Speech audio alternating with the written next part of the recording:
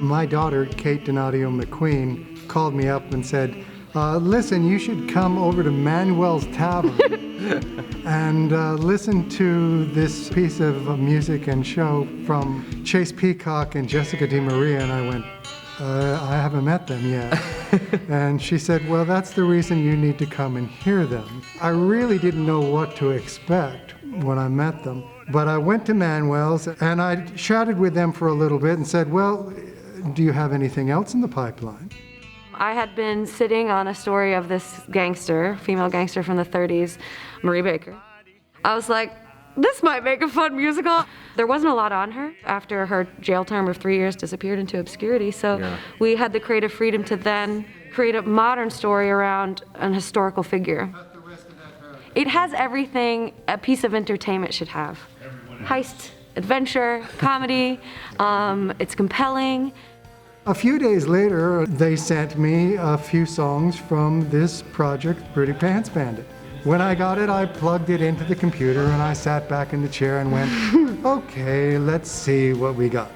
And I hit the first song and kind of went, ooh. This is good. What's the second song like? Oh, well, this is even better. This is what, third?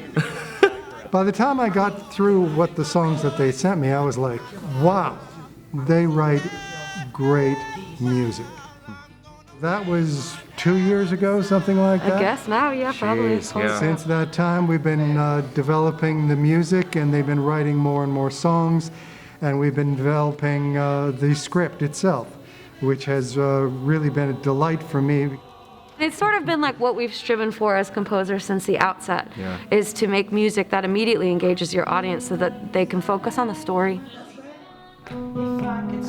It's hard to find someone you can get in a room with and really spitball without feeling dumb, like you're going to be judged. And I knew from a friend that she was a writer, and I've been looking for so long to find someone to try to just, come on, somebody get in a room with me. I think I can do this. I'm pretty good at writing music, I think. And she gave me a chance. I sent her all the stuff I had written. She was like, yeah, that's too much, cool. And the rest was kind of history. We got in a room and we saw that it worked, and that the way we spitball and the way we create really gels, and it just kind of took off from there. And 3 shows later, here we are.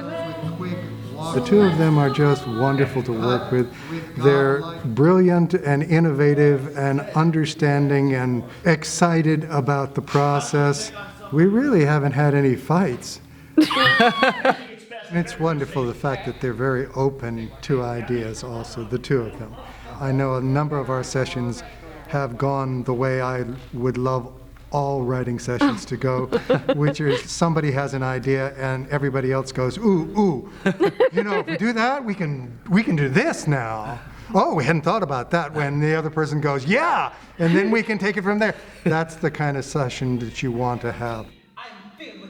At some point in this process, we started thinking for choreography that Ricardo Aponte was going to be our guy, because every time I worked with him, I would just run back to Jessica and be like, the way that he, it's not just choreography, the way that he can tell the story, and the way that the story keeps moving, he's so conscious of all of it.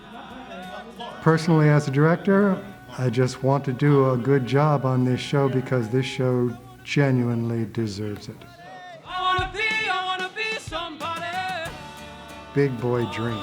Yeah. Which is still maybe my favorite until I hear another song and go, no, that's my favorite. But I usually go back and forth between Big Boy Dreams and Femme Fatale. And, Chosen one. That's your jam. Yeah, that's my jam.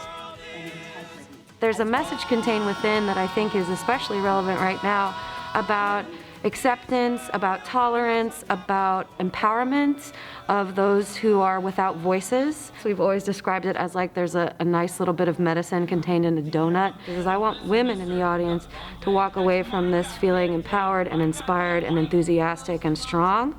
I want it to inspire joy in people and hope and just simple delight. I want people to go home and jam to our songs because it made them happy, just as happy as it makes us sometimes to listen to it.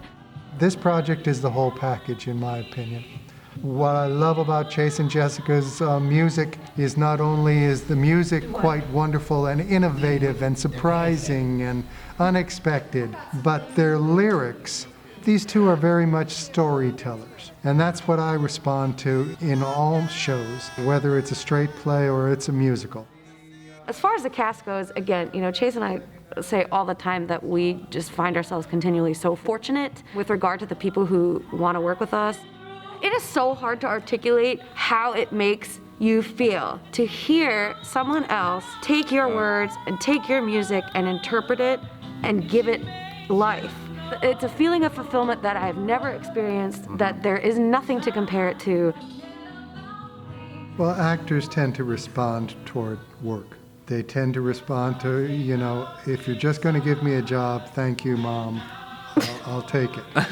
But we're all looking, as actors, we're always looking for something that we can give ourselves to, that has an opportunity to open a door for us in our work. It's just people that are passionate about new work and find as much joy in it as I'm sure that all three of us do. Because if you get a room full of people that are that way, magic will happen. That's just the bottom line. So that's the people we keep around us.